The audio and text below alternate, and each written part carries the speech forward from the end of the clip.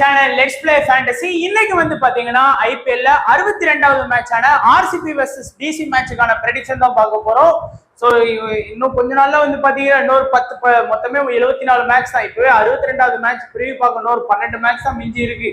So அதுக்கு முன்னாடி வந்து பாத்தீங்கன்னா ஒரு சின்ன வீடியோ வந்து உங்களுக்கு கொடுக்கலான் இருக்கேன். நிறைய பேர் வந்து பாத்தீங்கன்னா நீ மட்டும் எப்படி வின் பண்ற, எங்களுக்கு எல்லாமே தோக்குது, நீ போடுற டீம் வந்து போடவே தெரியல, நீ வேஸ்ட் அப்படிங்கிற மாதிரிலாம் இத்தனை நாள் வந்து பாத்தீங்கன்னா நீங்க கமெண்ட் பண்ணீங்க. நான் எல்லாருக்குமே பாத்தீங்கன்னா நான் யாரு கமெண்ட்டுமே நான் படிக்காம இருக்க மாட்டேன். எல்லா கமெண்ட்டுமே வந்து படிச்சு ஒரு லைக் பண்ணிருப்பேன். நீங்க பாத்தீங்கன்னா தெரியும், எல்லாரும் பண்ண கமெண்ட்டுக்கும் ஒரு லைக் வந்து நான் கண்டிப்பா பண்ணிருப்பேன். ஏன்னா நான் ரீட் பண்ணியிருக்கேன் அப்படிங்கிறது தெரியணுங்கிறதுக்காக. இது வரைக்கும் நான் சேனல் ஆரம்பிச்ச நாள்ல இருந்து பாத்தீங்கன்னா எல்லாமே வந்து எல்லாரோட கமெண்ட்டையும் வந்து பாத்தீங்கன்னா நான் ரீட் பண்ணிருப்பேன். நீங்க என்ன கேவலமா திட்டினாலும் சரி, ஏன்னா எல்லாருக்குமே நடக்கிறது, எல்லா மனுஷனும் எல்லாரையும் எப்போதும் திருப்திப்படுத்தவே முடியாது.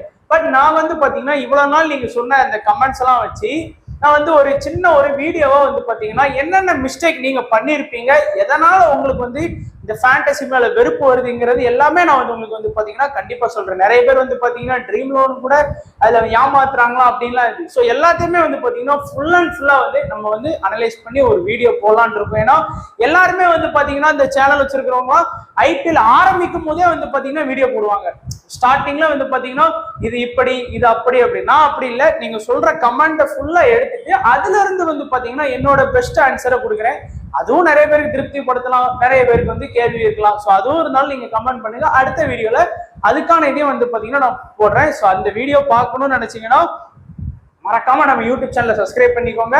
இன்னும் 2 நாள்ல வந்து பாத்தீங்கன்னா அதை கரெக்டா இப்போ எல்லாம் ரெடி பண்ணிட்டு இருக்கேன். எல்லா ஸ்லைடுமே போட்டு ரெடி பண்ணிட்டு இருக்கோம். ஸோ இன்னும் திங்கக்கிழமை இல்லை செவ்வாய்க்கிழமை பாத்தீங்கன்னா அந்த வீடியோ உங்களுக்கு வரும். ஸோ மறக்காம எல்லாருமே அந்த வீடியோவை பாருங்க. நம்ம என்னென்ன மிஸ்டேக் பண்ணியிருக்கோம் அப்படிங்கிறது எல்லாமே உங்களுக்கு வந்து பாத்தீங்கன்னா தெரியும்.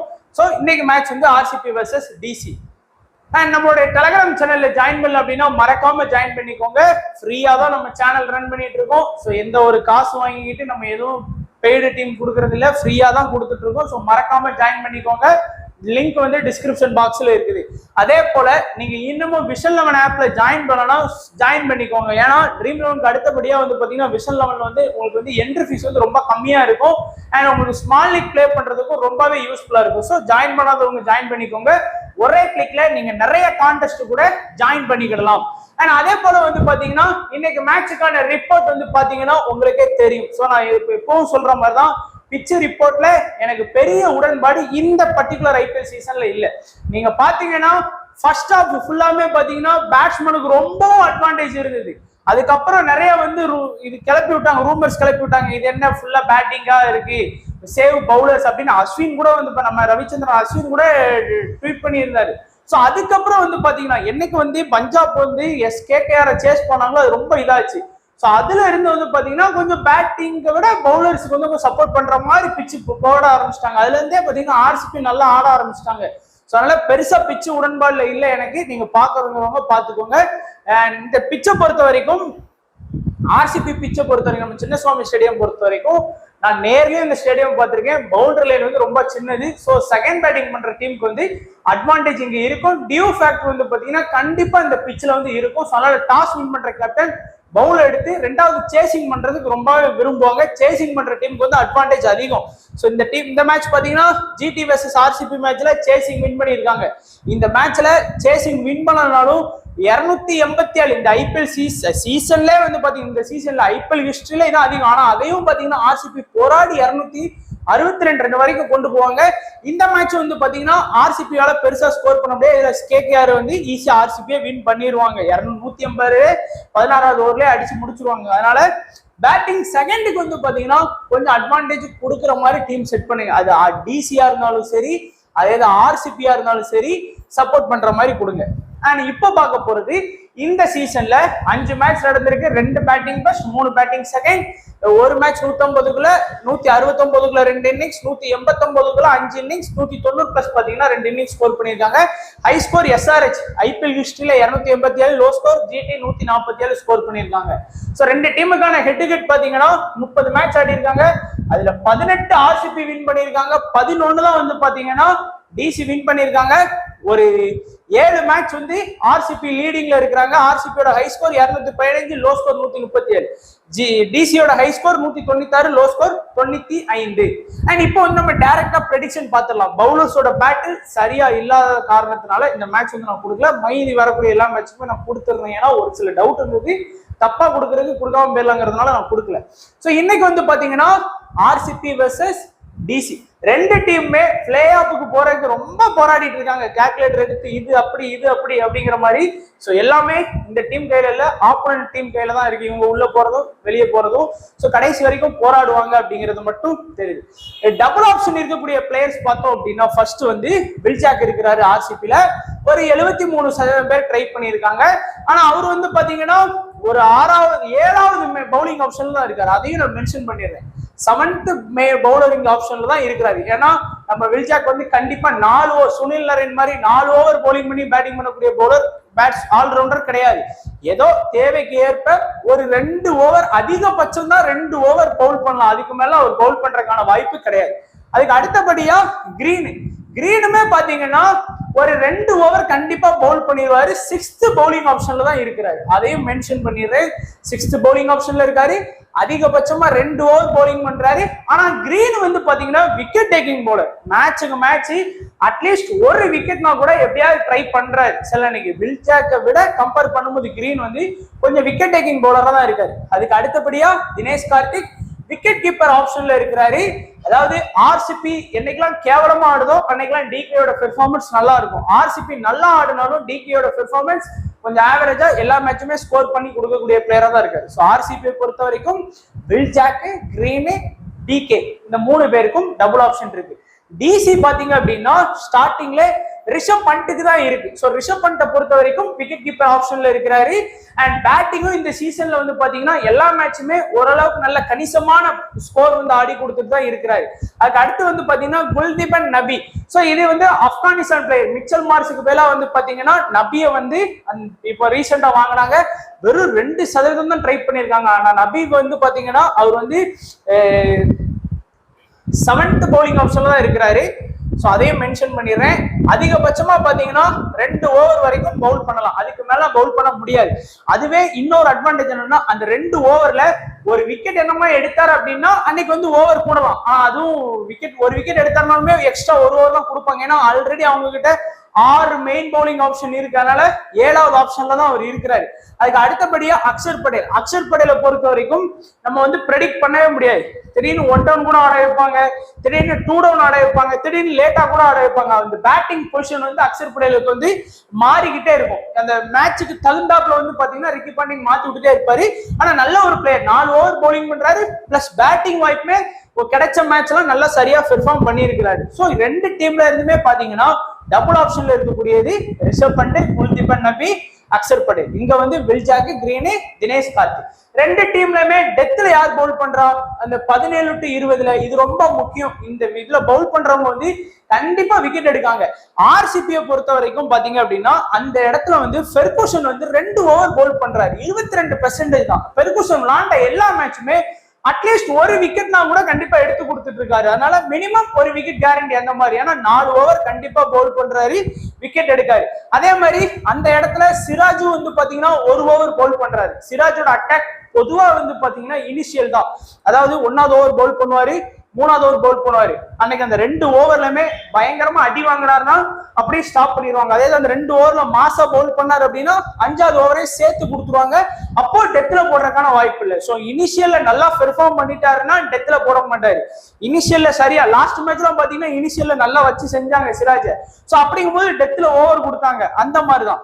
அதே மாதிரி யாஸ் தயாலும் பாத்தீங்க அப்படின்னா இனிஷியல்ல சிராஜ் கூட காம்பினேஷன் கொடுத்து 2வது ஓவர் பவுல் பண்ணுவாரு, 4வது ஓவர் பவுல் பண்ணுவாரு, மிடில் 1 ஓவர் பவுல் பண்ணி டெத்லயே பவுல் பண்ணுவாரு. ஸோ 5% தான் இருக்காங்க. ஆனா யாஸ் தயால்கிட்ட இன்னொரு மைனஸ் என்னன்னு பாத்தீங்கன்னா இம்பாக்ட் வர்றாரு.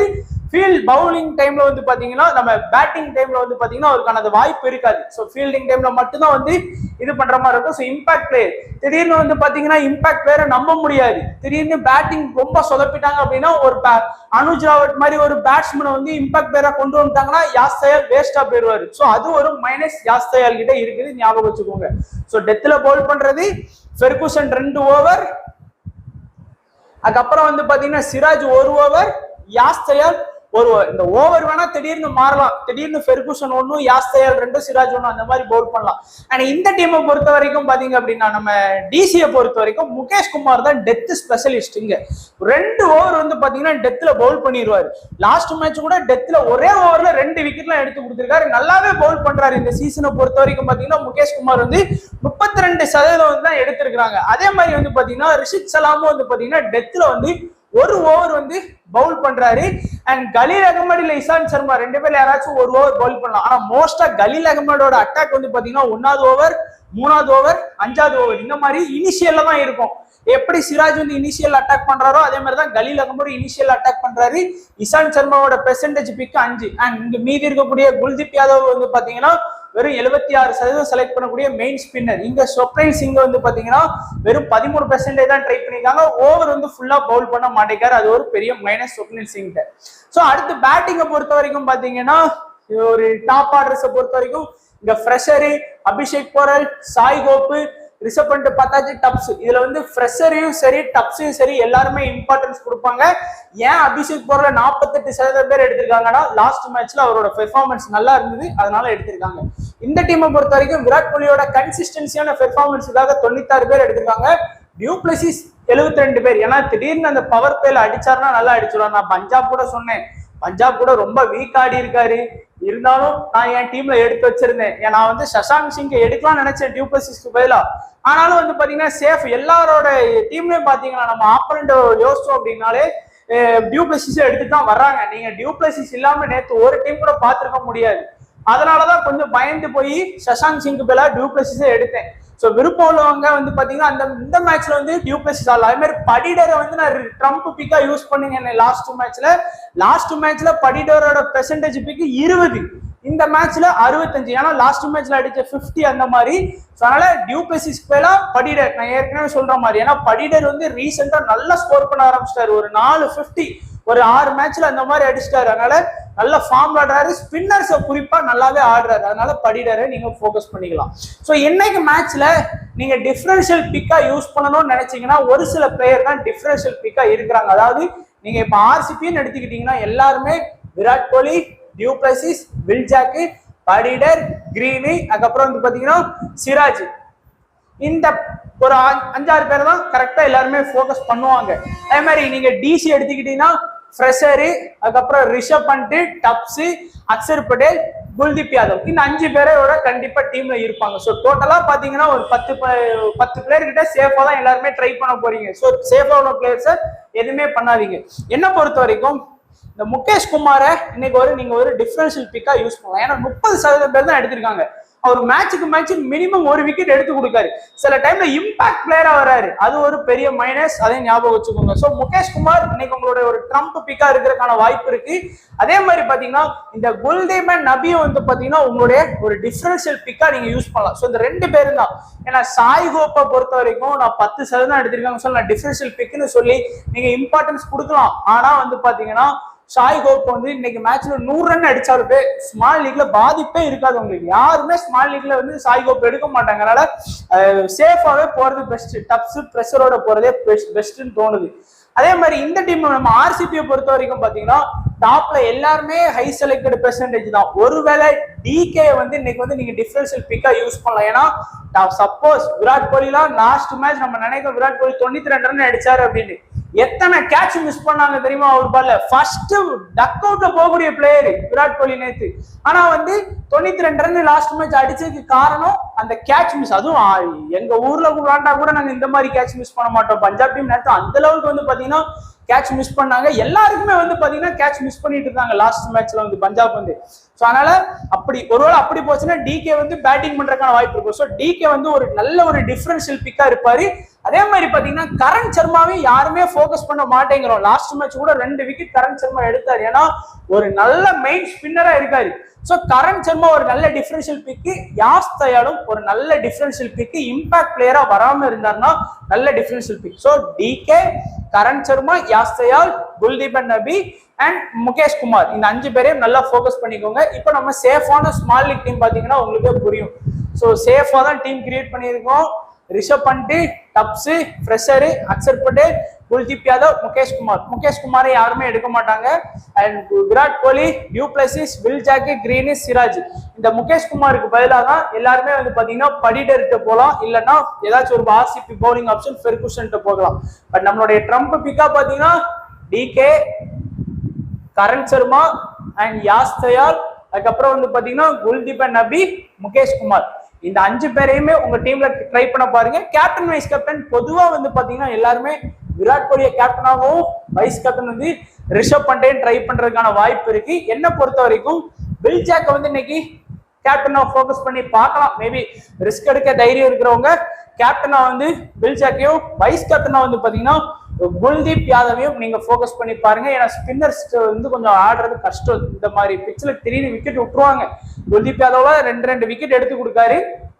அதனால Will Jacks and Kuldeep Yadav captain vice கேப்டனா ஃபோக்கஸ் பண்ணுங்க. ஆனா காமனா வர்றது எல்லாருமே விராட் கோலி, ரிஷப் பண்றதான் காமனா கேப்டன் வைஸ் கேப்டன் எடுத்துட்டு வருவாங்க. ஸோ இதான் நம்மளுடைய prediction RCB versus DC. So video பிடிச்சிருந்தா லைக் பண்ணுங்க, உங்க ஃப்ரெண்ட்ஸுக்கு ஷேர் பண்ணுங்க. மறக்காம நம்மளுடைய முக்கியமான அந்த வீடியோக்கு காத்துட்டு இருங்க. நம்ம கண்டிப்பா சீக்கிரத்துல அந்த வீடியோ அப்லோட் பண்ணி டெலிகிராம் சேனல்ல லிங்க் போடுறேன், இல்லைன்னா யூடியூப் சேனலை சப்ஸ்கிரைப் பண்ணி வச்சுக்கோங்க. நோட்டிபிகேஷன் மூலமாக வீடியோவை பாருங்க. ஸோ வீடியோ பார்த்தெல்லாம் நண்பர்களுக்கு நன்றி, வணக்கம். தேங்க்ஸ் ஃபார் வாட்சிங் நண்பா.